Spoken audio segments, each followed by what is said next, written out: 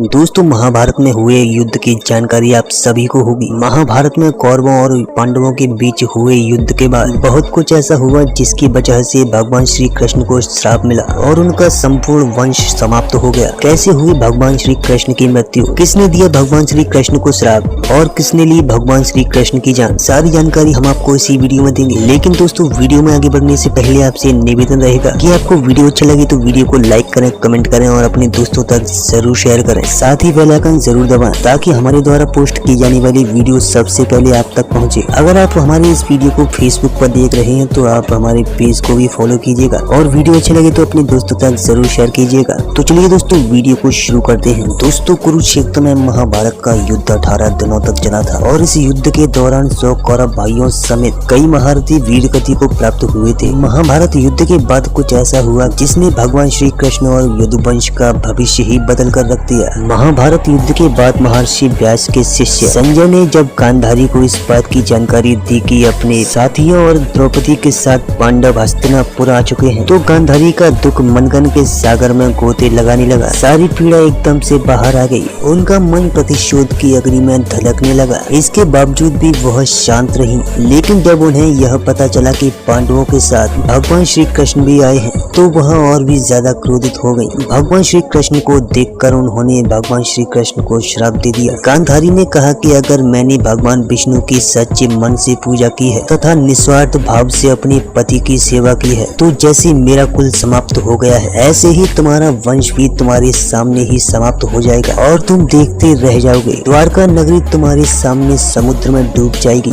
और यादव वंश का पूरा नाश हो जाएगा। इतना सुनकर मुस्कुराते हुए श्री कृष्ण भगवान ने गांधारी से कहा कि माता, मुझे आपसे इसी आशीर्वाद की प्रतीक्षा थी। मैं आपके श्राप को ग्रहण करता हूँ। इसके बाद हस्तिनापुर में युधिष्ठिर का राज्याभिषेक करके भगवान श्री कृष्ण द्वारका चले आए। आइए आपको बताते हैं भगवान श्री कृष्ण का जन्म कब हुआ। भगवान श्री कृष्ण का जन्म भाद्रपद माह की कृष्ण पक्ष की अष्टमी को रोहिणी नक्षत्र में हुआ। आइए श्री कृष्ण जन्माष्टमी के शुभ अवसर पर जानते हैं कि भगवान श्री कृष्ण की मृत्यु कैसे हुई और उनके वंश की समाप्ति कैसे हुई। महाभारत युद्ध के बाद गांधारी जब अपने पुत्रों की मृत्यु का शोक मना रही थी। आपको बता दें कि गांधारी के अनुसार इस युद्ध के जिम्मेदार श्री कृष्ण भगवान थे। उनका मानना था कि यदि श्री कृष्ण चाहते तो इस युद्ध को रोक सकते थे।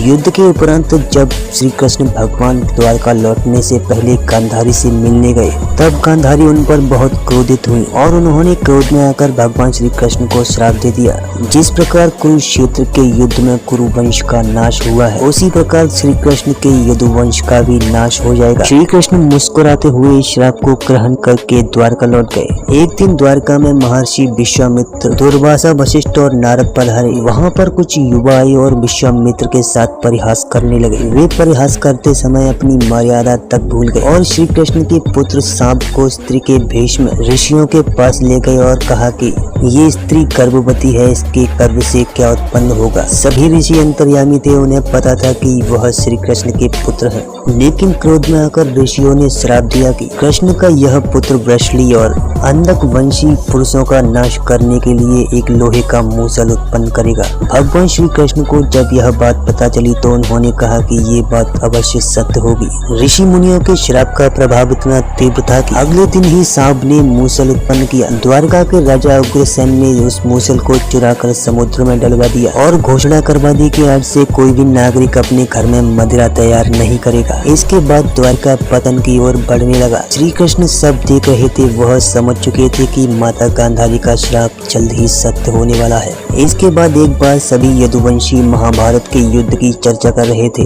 इसी दौरान सात्यकी और कृतवर्मा में किसी बात को लेकर विवाद हो गया। वह विवाद इतना बढ़ गया कि सात्यकी ने कृतवर्मा का सिर काट दिया। इस घटना के बाद यदुवंशी समूह में विभाजित हो गए और एक दूसरे के प्राण के शत्रु हो गए। इस युद्ध में श्री कृष्ण के पुत्र प्रद्युम्न समेत कई यदुवंशियों का विनाश हो गया। यदुवंशियों के नाश के बाद बलराम इतने दुखी हो गए कि उन्होंने भी जल समाधि ले ली। चलिए अब आपको बताते हैं कि भगवान श्री कृष्ण की मृत्यु आखिर कैसे हुई। बलराम के जल समाधि लेने के बाद भगवान श्री कृष्ण एक पेड़ के नीचे ध्यान में लीन होकर बैठे थे। उस समय उस क्षेत्र में जरा नाम का बहेलिया आया हुआ था। जरा एक हिरण का शिकार करने के लिए आया था। बहेलिये ने जब निशाना लगाया तब उसे श्री कृष्ण के पैर का तलवा दिखा जो बिल्कुल हिरण के मुख के समान लग रहा था। जरा ने ने बिना विचार किए तीर चला दिया, जो जाकर सीधे श्री कृष्ण के तलवे में लगा और भगवान श्री कृष्ण की मृत्यु हो गई। आपको बता दें कि भगवान श्री कृष्ण को जो बाण लगा था वो उसी मूसल का था जो भगवान श्री कृष्ण के पुत्र के गर्भ से उत्पन्न हुआ था। दोस्तों फिलहाल इस वीडियो में इतना। हमें उम्मीद है कि आपको यह वीडियो पसंद आया होगा। दोस्तों वीडियो अच्छा लगे तो वीडियो को लाइक करें, चैनल को प्लीज सब्सक्राइब करें। तो चलिए दोस्तों मिलते हैं अपनी नेक्स्ट वीडियो में, तब तक के लिए बाय बाय।